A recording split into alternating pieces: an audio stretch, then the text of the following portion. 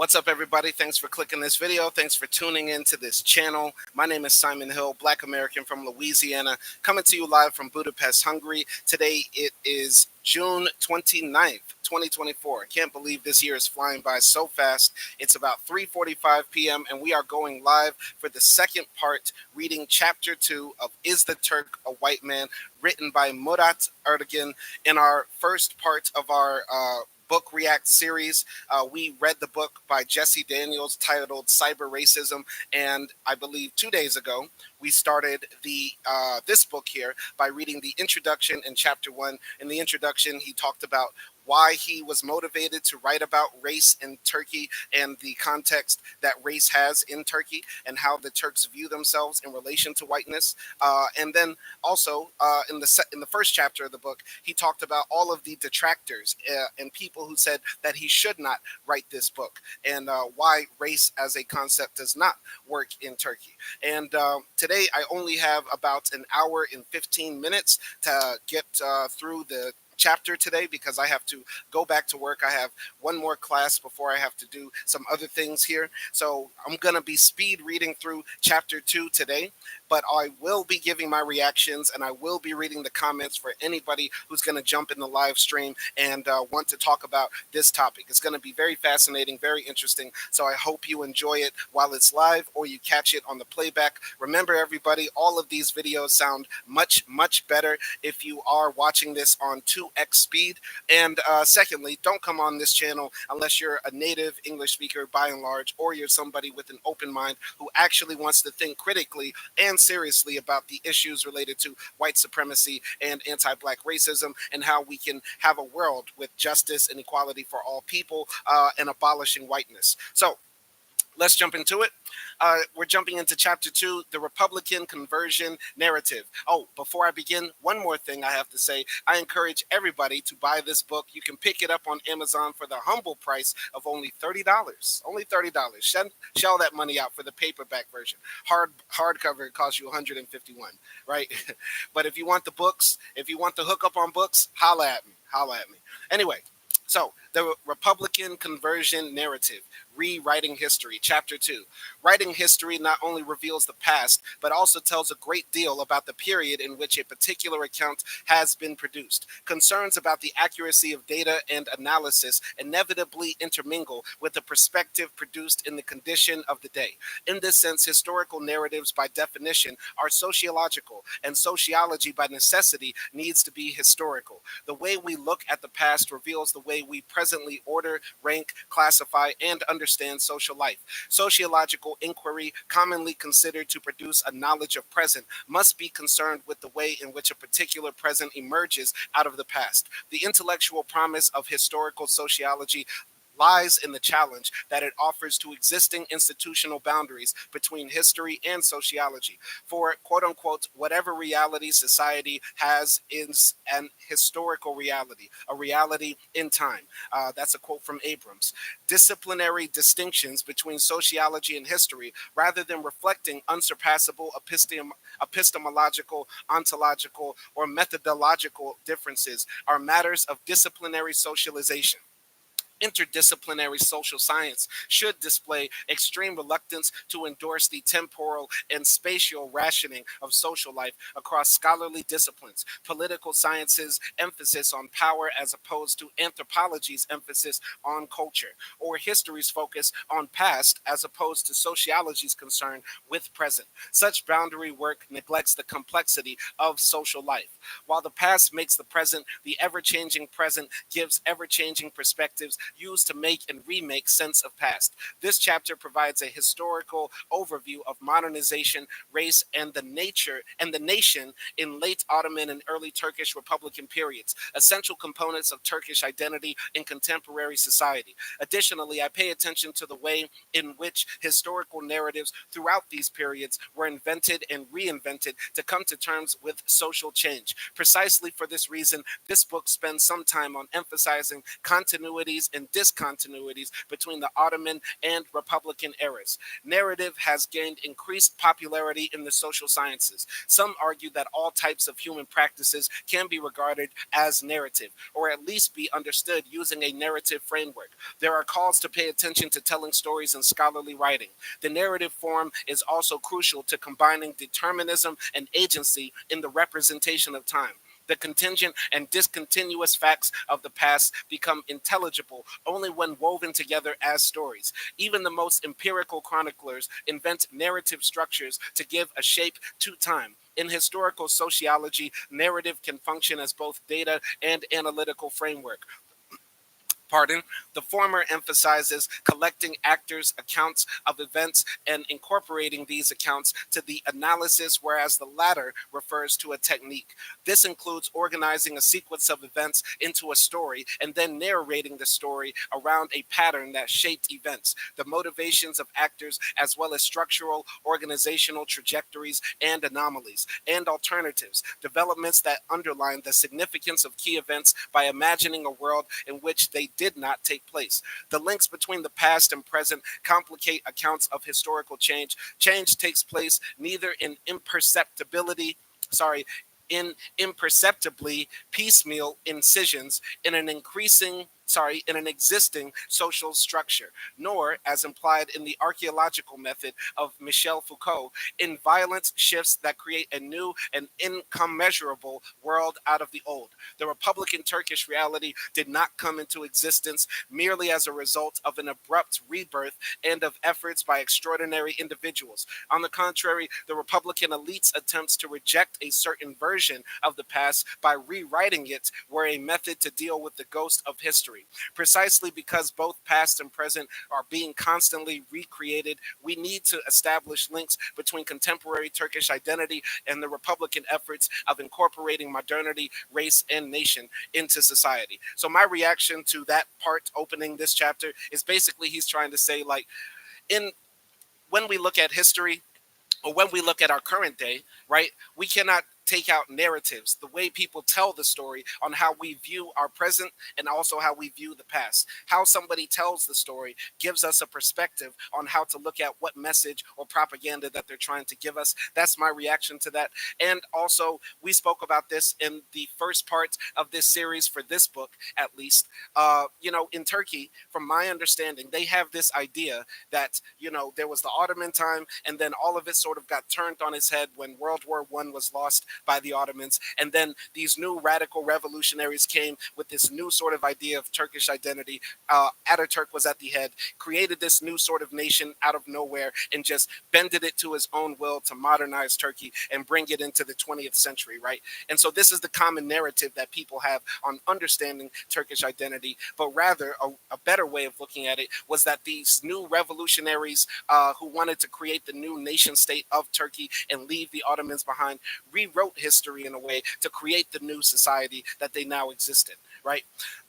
That's how I'm interpreting that. But remember, these are just reactions to the text. It does require more contemplation and thinking, and that's the point of this series. It's an initial reaction to text. So, determinism, agency, and change. Where do we place structural forces vis-a-vis individual and collective agency in historical narratives? The answer that follows combines two seemingly incongruous approaches: history as what structures and determines action, and history as what enables agency and allows human action to change the future. Let me cite Friedrich Nietzsche and Karl Marx together to explain how this combination is possible. In his attack on free will and agency, Nietzsche immerses agency in the totality of historical flow, doing away with notions of responsibility and free will. For there is nothing which could judge, measure, compare, condemn our being. For that would mean judging, measuring, comparing, condemning the whole. But there is nothing apart from the whole. How can we talk about agency if individual acts originally attributed to the ego have external causes behind them? In other words, individual action necessarily emerges out of causal consequences of the past, a relentless machine producing a phantom of individual agency.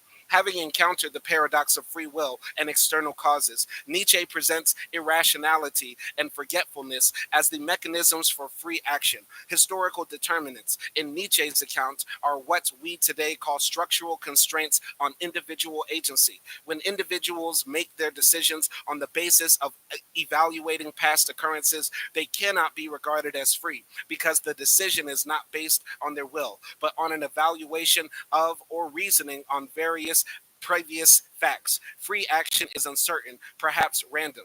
However, what Nietzsche does by inserting a temporal dimension into structure to reinforce its hold over agency presents us with a way to dispute and even dismantle the idea of structure as an unchanging and timeless force, conceptualized as a continuous accumulation of events, acts, and the traces of them encoded in human minds. Structure necessarily incorporates change. Invoking Marx in the 18th Brumaire of Louis Bonaparte illuminates this possibility. The accumulation of events, acts, and their traces appears to limit agency through the control of causality. But the past is not monolithic, constantly evaluated and interpreted from the point of view of the present. It is in constant flux and provides the tools that produce change and that enable agency in the creation of the future. While for Marx, the tradition of all the dead generations weighs like a nightmare on the brain of the living, historical determinations have a contingent and even enabling side to them. Even radical revolutionary movements build upon names, battle cries, and costumes, said Marx, borrowed from the past. Thus, nothing represents a total break from the past, yet nothing is entirely a continuation of what comes before. Meaningful action for Marx presupposes a conception of the past as not just constraining, but enabling, constantly reinterpreted, reconstructed, and understood in new ways in every present moment. Interestingly enough, one of Marx's central metaphors are ghosts, while they are ready to haunt us in the present, also supply the names, battle cries, and costumes we use to make the future. So this is getting very philosophical and deep. My reaction to that is basically he's trying to continue to make this argument that the past continues to influence us today. And how Nietzsche said, like, you cannot disregard one part of something because every part is of the whole. Marx is also saying, like, in the past, you cannot disregard the past because it is a part of the whole, which is our present, which is constantly changing and evolving. And how we tell the story of the past changes our perception of the past and also of our present as well. That's my interpretation of this. I did not expect this book, just based off of the title, to get this philosophical and deep. And I did not expect this Turkish writer, no offense to any Turks out there who speak English, but I did not expect this Turkish writer to be using this high level of English, right? Possibly he could have been somebody who, has been speaking or studying English since he was a very young child, or just a person who's an Anglo. He may be a person who's an Anglophile who is very obsessed with the English language, but he's writing at a very, very high level. Though, if you go watch the first video I did, there were quite a lot of typos in this book, right? Missing prepositions and articles and stuff like that. But overall, the writing in this is very good, but it is very, very deep and very philosophical. And I'm just waiting for him to get to the part about race and whiteness in Turkey, because he continues to build up his argument more than actually just delve in. But I think he was writing for an audience in this case who were antagonistic to the idea of whiteness even being studied in Turkey, which is why he is being very meticulous in setting up his argument and reasons for him to be doing what he's doing. I mean, he made the first whole chapter going through each talking point of somebody who said, this book should not be written at all, period, right? And I think that's because he's writing this book in a context where people automatically are just going to be having their walls up, their guards up, antagonistic to the idea that whiteness isn't even a concept in the Turkish mind, right? Or that race or racism could exist in a Turkish context. In this case, anti-blackness, right? But I'm continuing here. So, to put it another way, history resembles what Henry Bergson called duration, an ever-changing moment in the present. Considering history as duration, as a collection of artifacts, texts, and social relations, and interpretive traces encoded in individual and collective memories to make sense of the past, yields an important conclusion. Present and past lose their traditional disciplinary interdisciplinary meanings and merge into a fluid entity. Ghosts of the past continually and unexpectedly haunt the contemporary by traveling across time, not only with the help of individual and collective memories, but also with the aid of institutionally and culturally encoded practices. Such a redefinition severs the ties between traditional sociology and its subject matter, since the historical and the contemporary come together and reemerge in the social.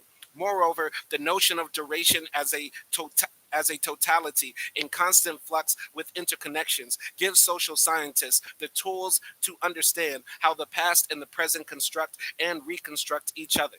This is how the past lives in the present and the present emerges out of the past.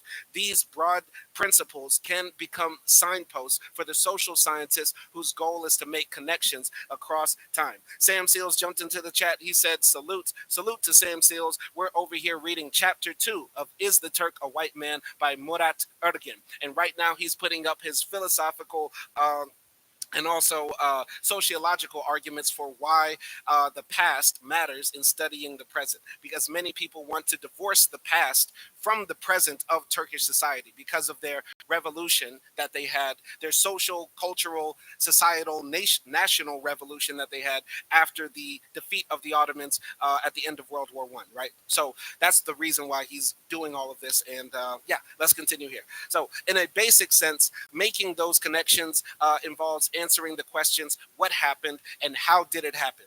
That is, it involves laying out the facts as seen in terms of the researcher's particular interests, assumptions, and goals. But for the making of such connections, two other questions are at least as important, although they are less frequently asked, and they are important in historical narratives. What else could have happened, and why did what happened occur instead of these other possibilities? In historical accounts, counterfactuals are embedded in causal reasoning, since the significance of an event implies that things would have been different in the absence of that particular event. Although the question what could have happened might appear to be extremely difficult and unnecessarily speculative at first, it proves to be a critical one once we decide to delve into issues of power and to explicate the nature of possibilities open to actors in particular contexts, asking whether actors have the ability to have done otherwise and analyzing alternatives and possibilities reveals the following issues, among others. Who has power? What type of power? And to what extent? These questions, I believe, helps demystify some difficult concepts as the quote unquote elite in this project. This study, in this sense, alternatively becomes a story of those who could have created a different conception of Turkishness. Very profound, very profound right here. Such an approach also insists that even subordinate groups have possibilities to obtain and exert power, because ideologies, by definition, need to present the interests of ruling segments of society as if they are those of everyone. Even when strictly determining the characteristics of the ideology of modernization, the Turkish Republican elite was setting up a system where subordinate groups could present claims to power in limited fashion. Women as mothers, peasants as quote unquote folk, and producers or the youth as the future of the nation and as soldiers. These possibilities within a discursive frame could contain the potential to acquire a voice outside of it. Beyond its utility to distinguish turning points in history, counterfactual reasoning also has important implications for agency and the distribution of power. Agency, after all, is the ability to have done otherwise, and power is not a description of a state of affairs, but a capability. Asking why did what happened happen instead of these other possibilities introduces a sense of causality that helps transcend the structure slash agency dualism. Detecting historical trajectories illuminates the way in which decisions made in the past limit or enhance present choices available to human agency in order to redirect these trajectories. Historical continuity and change can thus be combined in a narrative that demonstrates creative action in the face of historically, structurally manufactured possibilities that emerge as a consequence of particular power distributions. All right. Avery Adams says late but here. Shout out to Avery Adams as well. Shout out to everybody jumping in. This is a lesson class. Remember, everybody, we do the book react so we can learn together, grow our minds together. What's the number one place you can hide information from a Negro? What's the number one place you can hide the truth from a Negro? What did the white supremacists do? What did the white supremacists do to us during slavery? What was the number one thing we were not allowed to do? It wasn't run away. It wasn't have sex. It wasn't get drunk. It wasn't do drugs. It wasn't even to sleep with master's wife, as we'll find out later in another book I have planned. The number one thing that they didn't want the black man to do was learn how to read. And read is what we will do on this channel. And if you are a Muslim, what was the first command? What was the first command to the Prophet sallallahu alaihi wasallam when Jibril grabbed him by the chest? What was his first command? Ikra, Ikra. And what was that? What does Ikra mean in Arabic? What does Ikra mean in Arabic? It means to read, which is what we shall do on this channel. The power is in the written word, and the black man shall gain freedom through information, knowledge, and his intelligence. Right? Anyway, back to this text. Back to this text I have here. They took into consideration.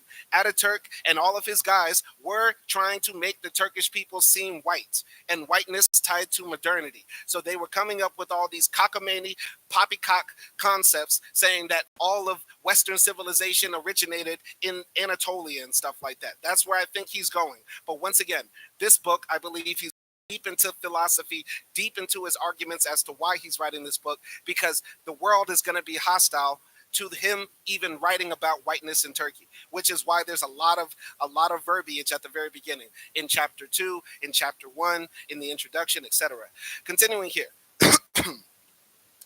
While the dual nature of change as determined and enabling allows for connection to be made, this should not imply that history, seen as duration, is merely an indiscriminate collection of events. Events are organizational tools that allow for the analysis of changes and turning points. Events serve as a transformation device between past and future. They allow us to distinguish the important from the trivial or the relevant from the irrelevant, but the importance of an event entirely depends on a particular project at hand and on a particular perspective.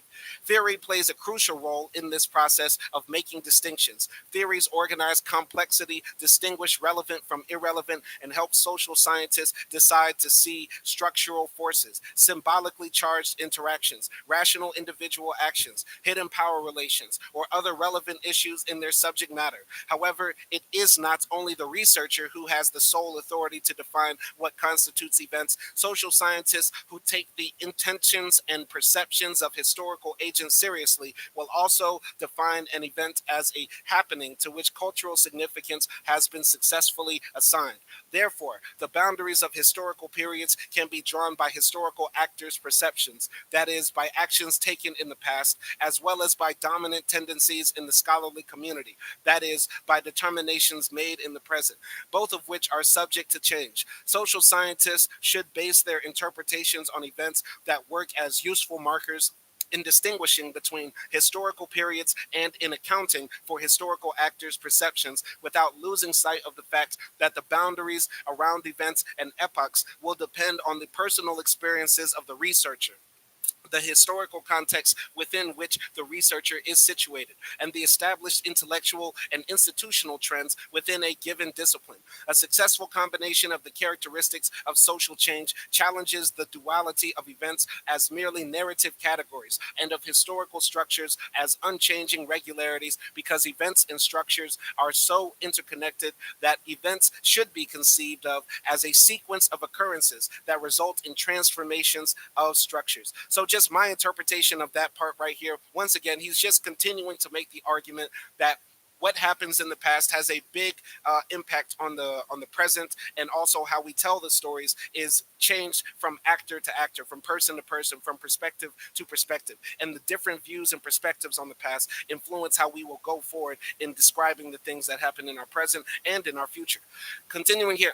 Transcending the pernicious dichotomy of determination and agency in examining historical change is a worthy cause, but social and linguistic conventions make it difficult to question distinctions such as those between structure and agency, personal and social, or micro and macro, while using the very terms in question. There is a dilemma, Barbara Laslet argues, in using the terms that differentiate the personal and the social, while at the same time trying to problematize the relation between between them. It is necessary, I think, to view the relation between what is called social and what is called personal as both historically variable and socially constructed, although the language makes it awkward to articulate such a position. A fresh set of temporal concepts such as duration, pace, and trajectory therefore brings a welcome perspective to the narrative presentation of reality, as long as time in analytic units is not seen as independent of actors' subjective evaluations. Subjective evaluations of time are always a matter of contention among social actors experiencing social change. For example, the pace of change, as we will see, was used by modernizing elites not only to justify the legitimacy of the new state's ideological foundations, but also to explain away the difficulties in the process. Other actors at the same time could interpret the same pace as a threat to their identities and worldview.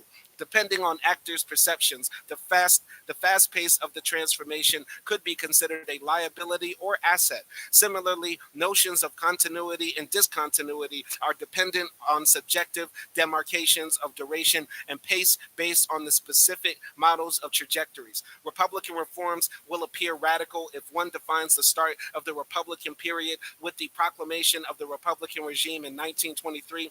A longer trajectory, however, results in historical narratives of a less discontinuous process in which various decisions made during the late Ottoman period both delimited and also made future options possible. In other words, the Turkish Republican regime may appear to be a major turning point or a minor exclamation point in Turkey's modernization, depending on one's choice of trajectory.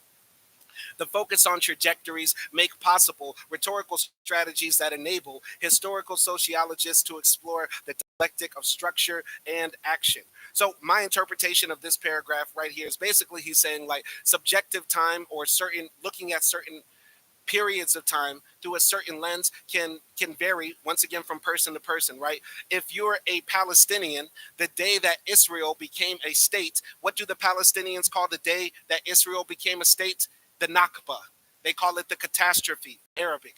What do the Israelis call the day that the Nakba happened? They call it their Independence Day. That's the day that they were finally free from British and colonial rule and the Jews finally had their state, right? If you're a religious Turkish person looking at the Republican period or the era of the early Turks, if you're a hardcore Islamist Turkish person, you might look at the Ataturk regime in the Republican period as one of the greatest tragedies that ever happened in Islamic history and especially in Turkish history, because I assume that a lot of radical Islamist or Muslim inclined Turks feel like the Ottoman period was the time that they gave up the caliphate, gave up their power, gave up their holy rights as the leaders of Islam, right? And now you might look at that as a horrible period, right? Or if you're somebody who is approving of the Republican period, you look at that as the new golden age of Turkish exceptionalism and the Turks as an identity as a people, right? So once again, time matters, history matters. It does affect the past, but how we tell the story of the past also influences how we look at things. You get what I'm saying? So going here, the Republican conversion narrative.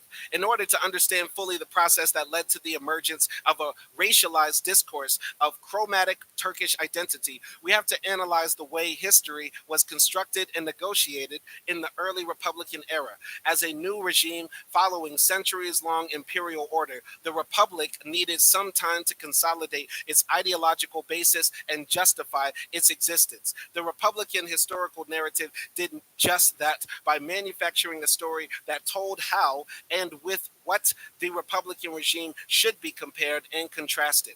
It was a story told by the modernizing elite to establish the legitimacy of the Republic, a narrative of the new Republic's past and present, and of how the past and the present were related. The Republican historical narrative was, in essence, a conversion narrative in the broadest sense of the term, a narrative of fundamental, radical change from a problematic state in the past to a happy one in the present.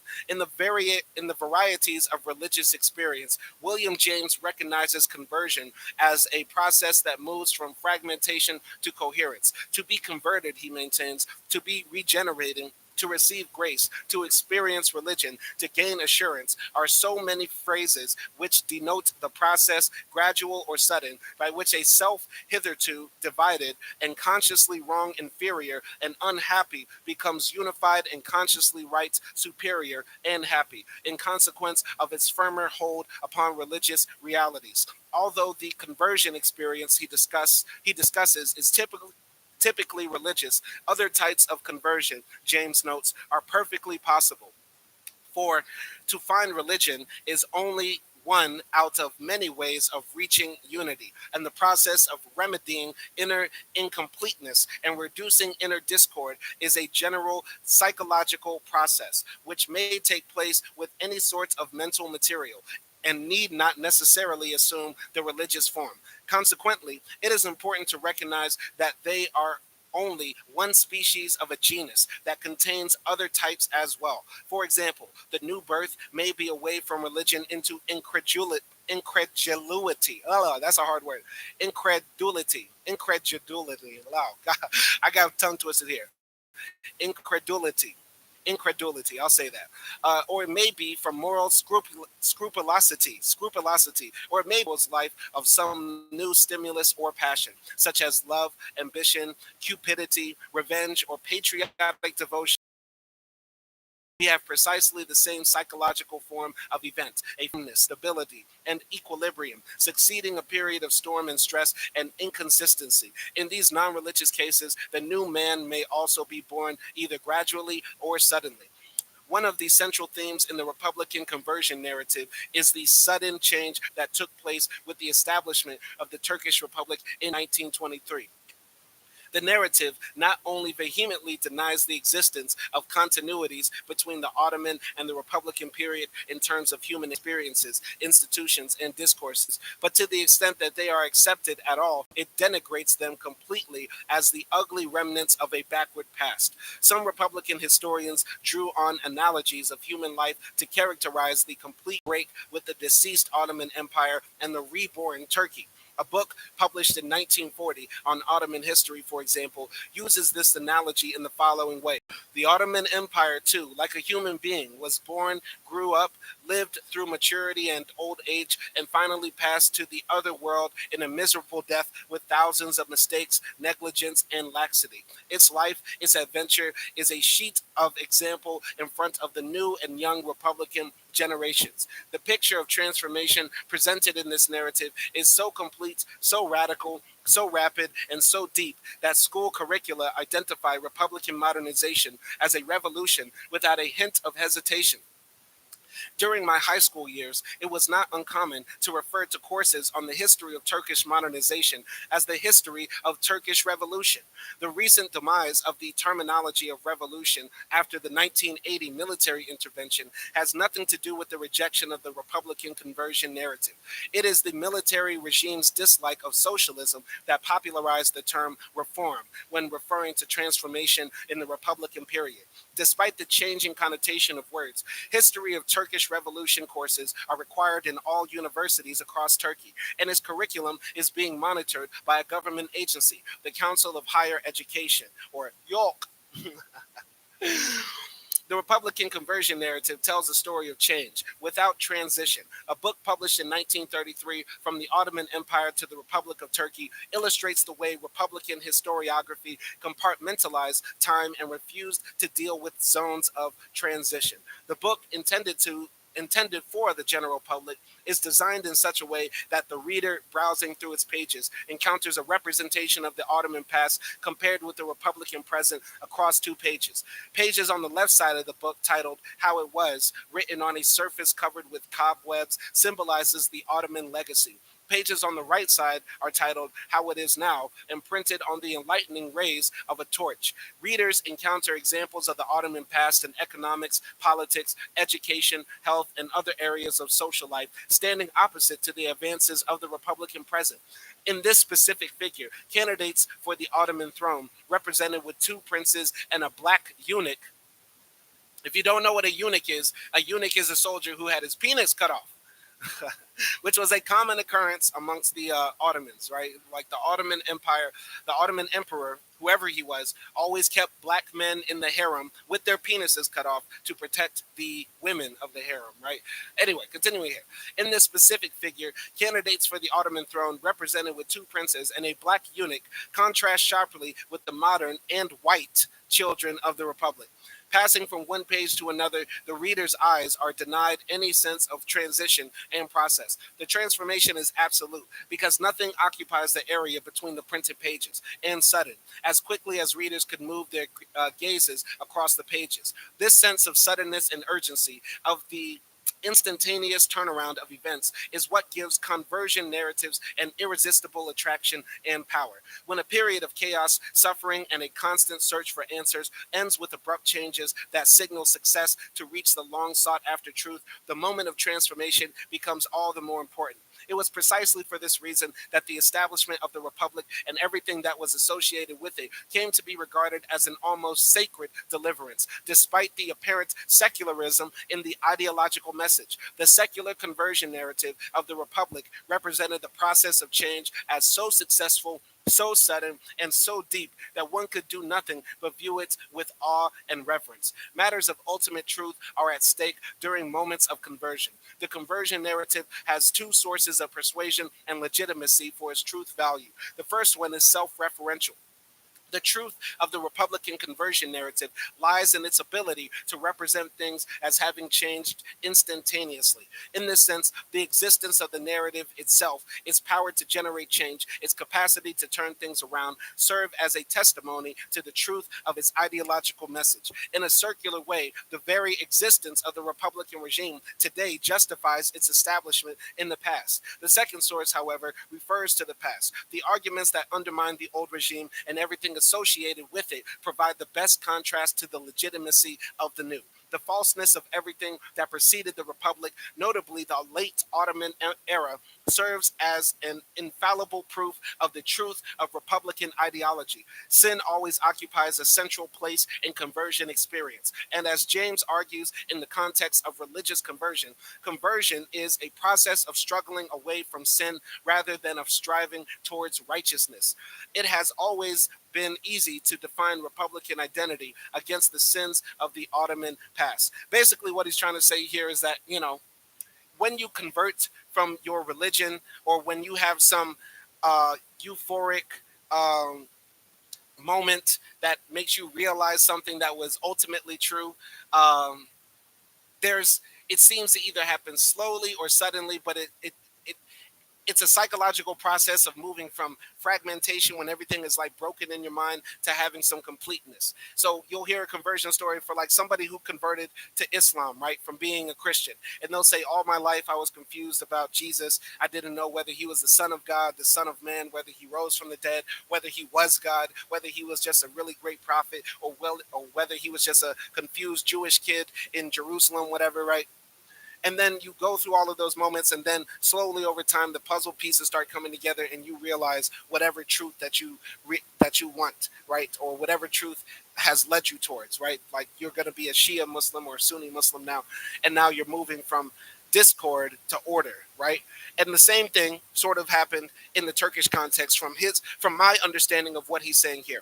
What he is saying here is that, you know the narrative that the Republicans in Turkey created after the end of the Ottoman Empire, that they helped bring about after the end of World War One, is that the narrative is this: it all happened so suddenly and quickly that we moved from this ancient relic of this past that was barbaric, that was medieval, that was growing lethargic and old, and now we are reborn again, right? It's sort of similar to conversion, right? Converting from one religion to another is how he is breaking it down here from my interpretation here. He is saying, like, the way that they speak about the change and transition from the Ottoman Empire to the Republic is like a, light bulb moment, a time when they finally saw the lights. They came out of darkness. They came out of the medieval ages and have finally had realization, right?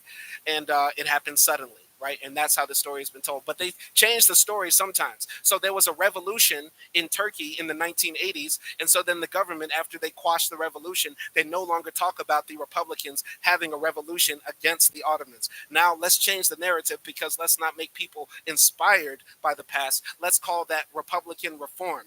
What happened at the to the Ottomans was that the Republicans came to reform the country. They didn't have a revolution, which goes to even show his point earlier that how we talk about the past influences how we view the present as well, and how we want to try to direct things in the future, right? Because narrative is very, very important. All right, continuing here. Both methods of persuasion derive their strength from an evaluation of the sinful state of being in the past and the condition of enlightenment in the present. Yet the proofs do not refer to the nature and content of righteousness. In other words, the Republican conversion narrative justifies itself primarily by referring to the concrete act of conversion, as well as by contrasting the present to the Ottoman past. In fact, it is difficult to pinpoint the ideological basis of the Republican outside this framework of negation, because different types of Turkish nationalisms attempt to derive their justification from Kemalist nationalism, despite the lack of clear boundaries beyond around the Kemalist ideology. By the way, for the people that don't know Kemalists, that's referring to Ataturk, like their national founding father, right? So they're talking to the Kemalists. Those are the people who followed Ataturk and the Republican reform or revolution that he tried to bring in after the end of the Ottoman Empire. Anyway, so also for this reason, the ruling modernizers were adamant about underlining the pragmatic of modernizing reforms while downplaying the concerns for an overall framework as dogmatic. Even today, the pragmatism of Republican leaders is widely praised. This does not mean a broad, though unarticulated, ideological framework was lacking. However, despite the existence of discontinuities, disagreements, and fragmentations, an overall logic defined the direction of the conversion narrative. However, keeping the message ambiguous left sufficient room for maneuvering in times of crisis. It also made it extremely difficult to oppose the Republican narrative. This explains an odd situation that still persists in contemporary Turkey. There is an excessive variation as to defining the ideological message of Kemalism because the cloudy nature of Republican ideology. However, almost everybody claims allegiance to Ataturk's legacy, hence the difficulty of building an alternative political language. The Republican conversion narrative was successful in describing what it was not, the Ottoman past, and what it did, the act of conversion, but it was not so vocal in delineating what it was. So yeah, basically they just defined themselves as something new without really saying what this new thing was. I find that a bit complex and like hard to reconcile, because I think there is a marked difference between, the Ottomans, which was a state ran by, one guy who was the king, right, and his cohorts, and the Republican era where it's supposed to be democracy and transitions of power, separations of power, et cetera, right? But yeah, basically in Turkey, like Ataturk is universally loved as a leader, and everybody, even the guy that many people in the Turkish left would view as antithetical to Ataturk's legacy, Erdogan, who has been the leader of Turkey for quite some time now. He even still lays claim to Ataturk's legacy, but many people on the left of Turkey would say he is pushing Turkey back towards the Ottoman era, like with the emphasis on Islam, with the emphasis on these, rigid social and cultural values that people should ascribe to, instead of moving the country forward in the continuation of the reform or revolution of the Republican era of Turkey, right? Continuing here.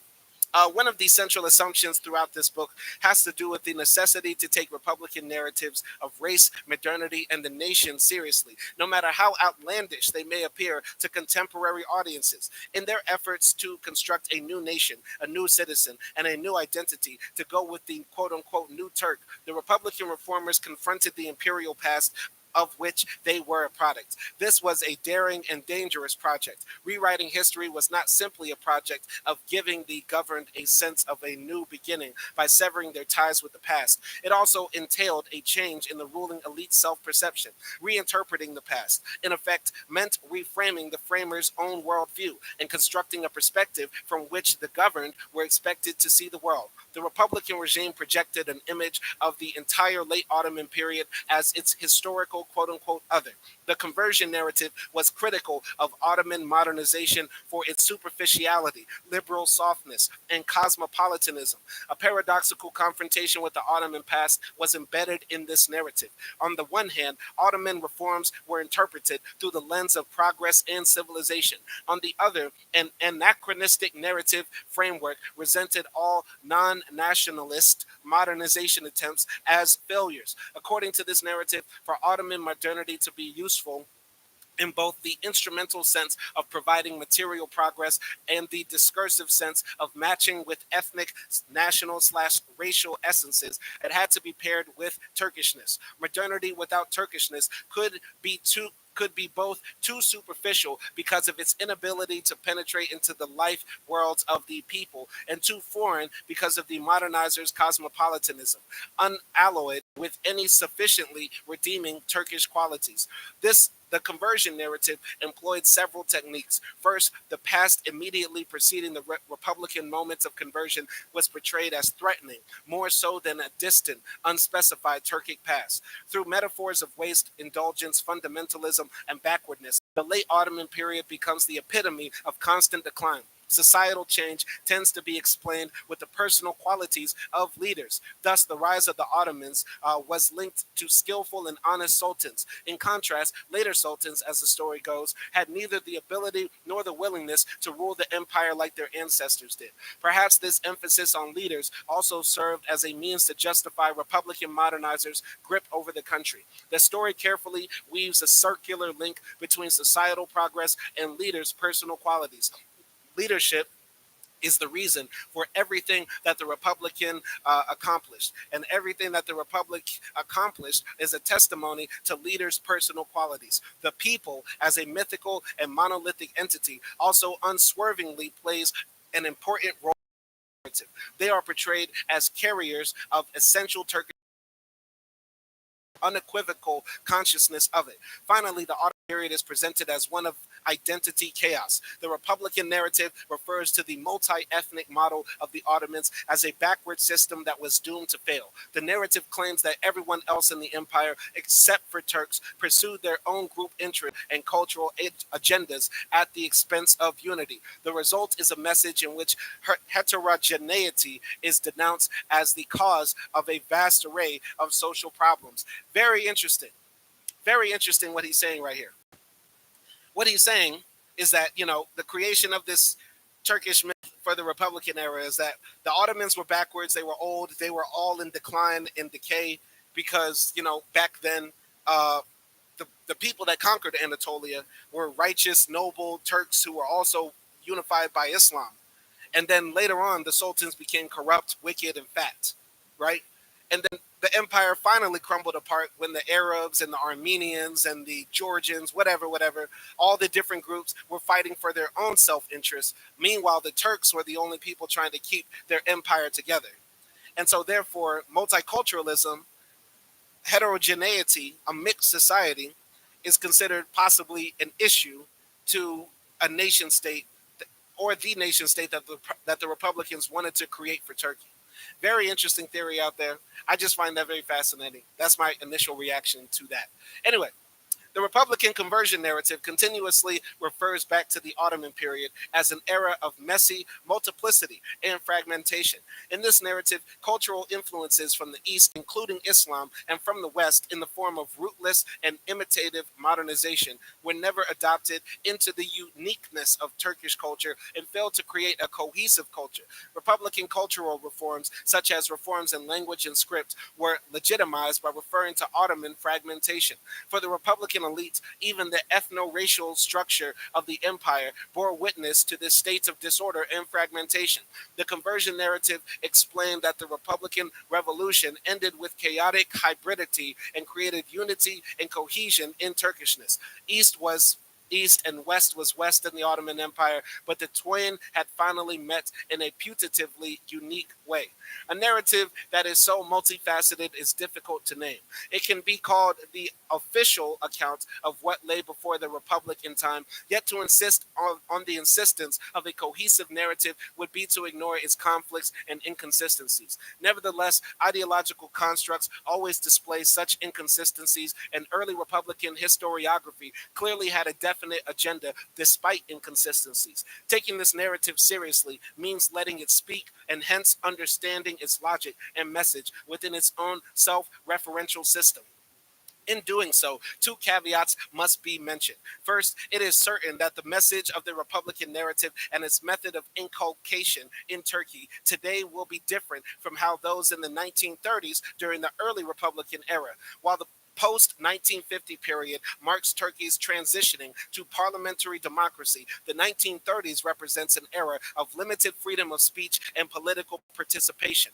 There are, however, significant continuities. In fact, one of the central themes in this study is the stubbornness of the Republican narrative when it comes to its core messages. Therefore, this will be a good opportunity to make comparisons across time and see how continuity and change exist in the ways the narrative was formulated in the 1930s and the 1990s. For example, several authors point to a slow integration of Islam into Turkish nationalist ideology after the gradual eclipse of the extremely secular version of nationalism in the early Republican period. Second, the Republican narrative has penetrated differently into different areas and schools in Turkey. However, the fact that textbooks are centrally produced by the government and that teachers are supposed to follow a centrally sanctioned curriculum makes it unlikely that the core messages will be greatly diluted. I'll repeat. The Republican narrative has penetrated differently into different areas and schools in Turkey. However, the fact that textbooks are centrally produced by the government and that teachers are supposed to follow a centrally sanctioned curriculum makes it unlikely that the core messages will be greatly diluted. My experience as a student who attended a public high school was that there was not much room for negotiating the official messages when receiving school curricula, especially on sensitive topics such as the foundation of the Republic. Therefore, despite the possibility of rather minor variations, the narrative is not personal property, but has been ingrained into the collective memory of students in virtually all educational institutions. Consequently, for analytical purposes, I've intercut the following summary of that narrative as I learned it in elementary and high school with my own commentary on it today. In brackets after each paragraph, explicating the purposes that the claims articulated in the narrative were intended to serve.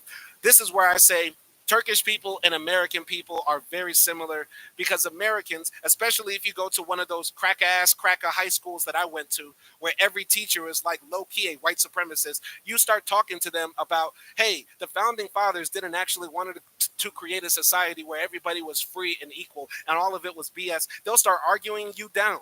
I remember having arguments with my high school teachers about how the Revolutionary War that the Americans fought in the 13 colonies was not actually justified at all. Because America went to war with France, Great Britain went to war with France in the 7 Years' War because Americans kept on walking into French territory to steal like the furs and the trade routes that the French had with the Indians. So Americans kept on messing with the French. The French go to war with the British because the colony is acting bad. The British beat the French's ass, and then America, it's like, oh yeah, thank you Britain for saving us. And Britain's like, hey, you got to pay us some taxes for having us fight a war on your behalf. And Americans are like, nope, we don't want to pay more for tea. And then they go to war, right? And then they keep their slaves. And all the slaves that decided to fight for Britain could have actually got their freedom, et cetera, right? It seems like in Turkey it's pretty much the same. If you start talking about Ataturk in a certain way, or if you, I think it's actually against the law in Turkey to actually talk about Ataturk in a negative way or insult Turkishness in a certain way. So yeah, they're very sensitive about the founding myths of the republic, and it's probably a big no-no, a big taboo to be in the public schools there and start arguing about, the official narrative of how the story of how the story is told on the Turkish Republic. Continuing here. So, the official narrative of Turkish history. There is no nation on earth more grand, purer, and older Turkish nation. There is no nation on earth more grand, purer, and older than the Turkish nation, and there has never been one either all through the history of humanity. Statement in a high school textbook cited in Bora 2004. That's crazy. That's crazy. The homeland of the Turks is Central Asia. The Turks migrated from Central Asia to the rest of the world, built numerous states, and spread civilization. The roots of the Ottoman Empire go back to a small tribe of Turks that migrated from Central Asia. They established the Ottoman state in 1299. Initially, the empire started to expand at the expense of the Byzantine Empire. Arabs, starting in the 7th century, had attempted to destroy the Byzantine Empire, but they were not successful. The Ottoman Turks assumed the task of ending the Byzantine presence in Anatolia and then started to expand their territories westward toward Europe. The Ottomans were at the same time trying to unite the Turkish principalities in Anatolia. All right, so that's the official narrative. That's basically like if you talk to a Turkish person or an old Turkish man, whoever, who basically knows Turkish history, it's probably going to go something like that. Interesting. So he's breaking down the myth right here. The myth of the origin of the Turks assigns grandiosity, ancientness, and exceptionalism to the Turkish nation, which textbooks leave unexplained and thus naturalized. The ancientness is usually associated with an anachronistic idea that the Turks always had national consciousness. An important source of pride is the capability of Turks for state building, although the demise of these states is attributed to the insidious plots of internal and external enemies. The foundational myth for the Ottoman state insists on a definite date for its establishment. This seemingly innocent definitive date is crucial in the narrative's conflation of empires and nation states.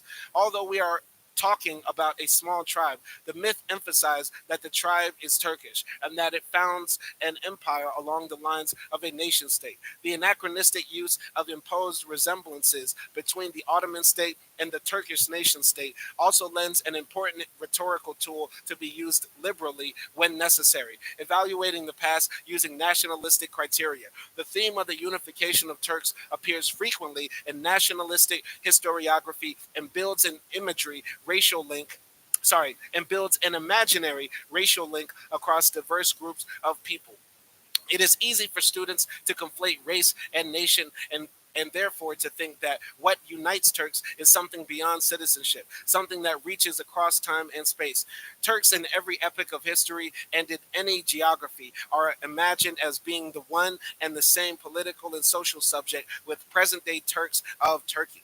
The Ottoman expansion towards Byzantine territories took place relatively easily, not only because of the national heroism and military might of the Turks, but also because the Ottomans brought justice and peace to the territories they conquered. In 1357, the Ottomans stepped into European territories. In the next 100 years, Ottoman armies defeated various larger, well-equipped armies in Europe that consisted of Bulgarians, Serbs, Austrians, and Hungarians, among others.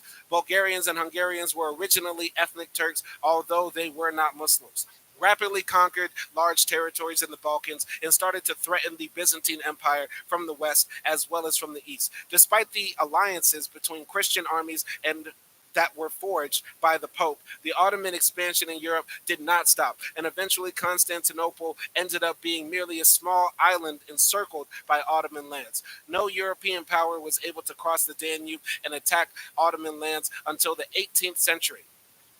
Interesting.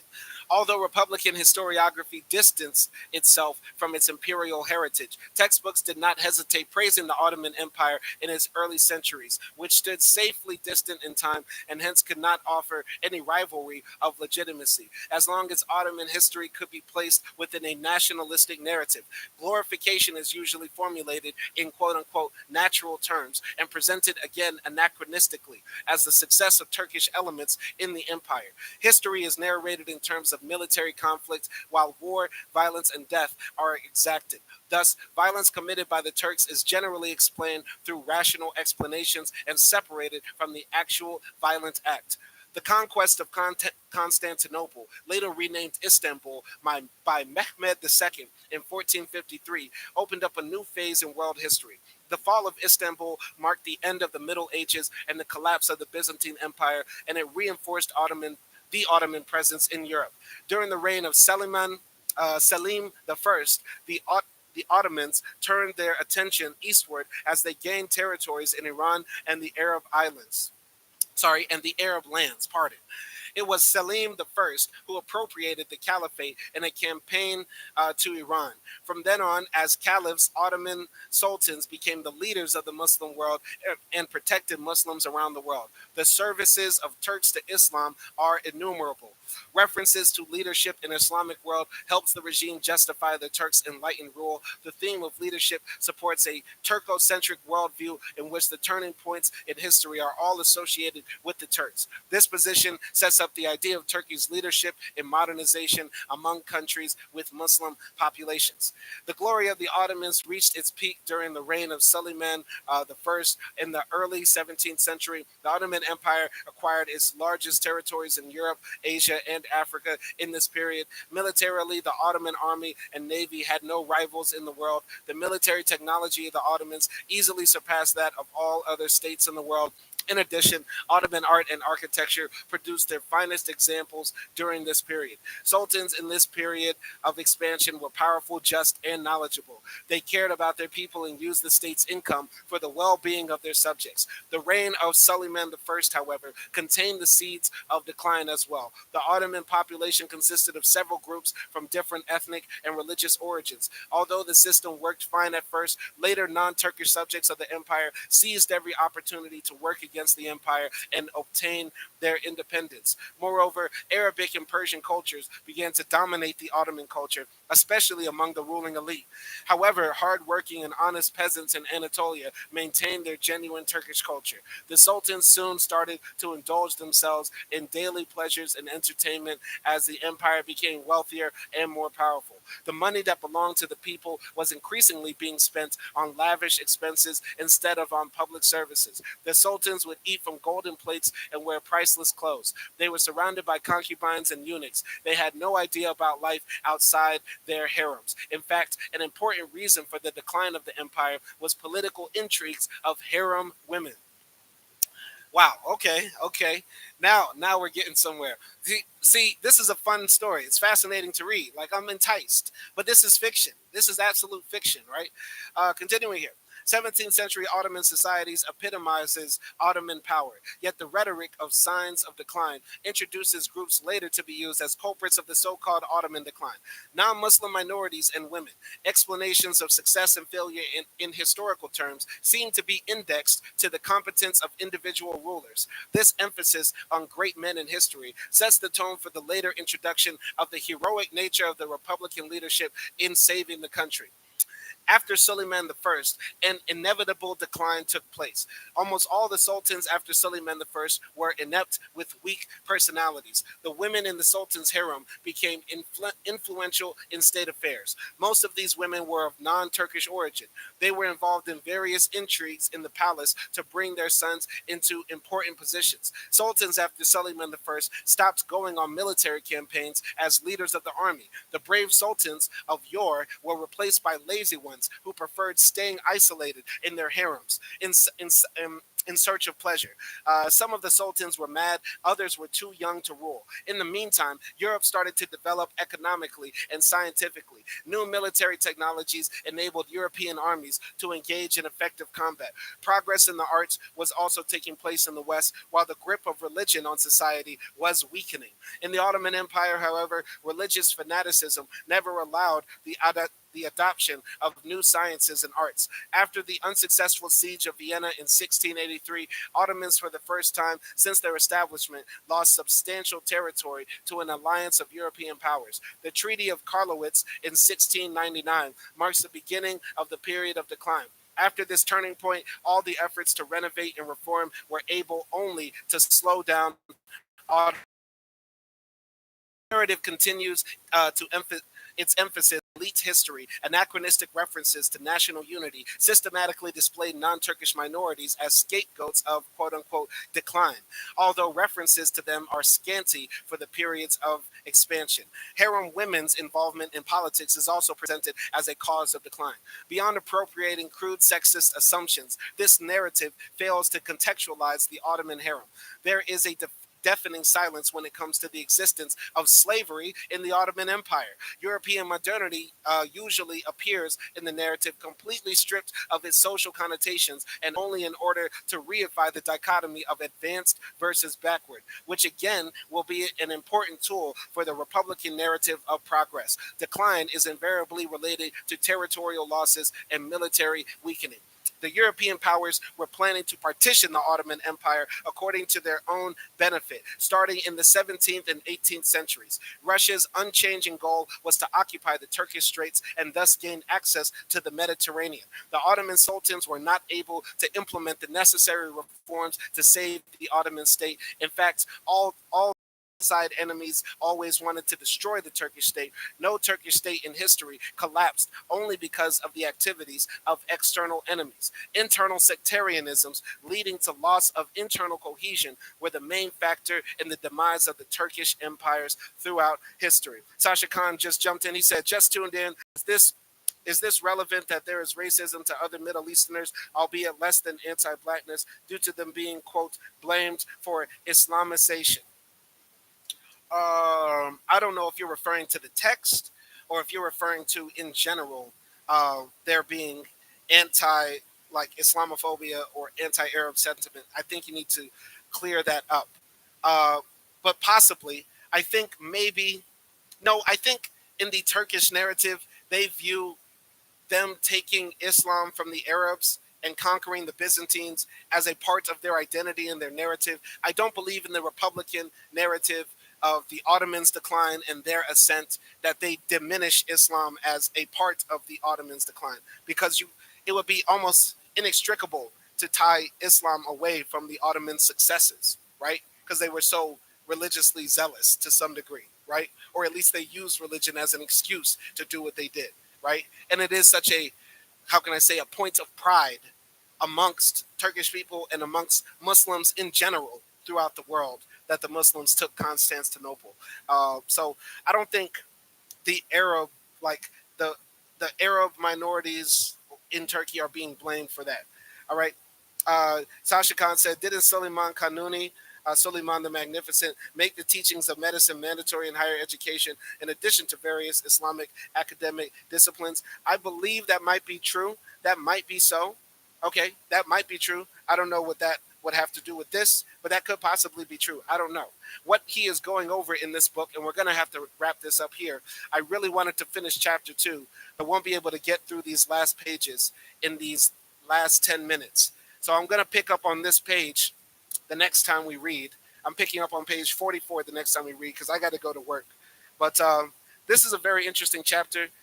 One thing that I really dislike about this book, one thing I like to do, one thing that I don't like about this book is that he's writing for an audience of people that are already antagonistic to him. So it sounds like he's trying to convince them of his arguments before he actually gives them, right?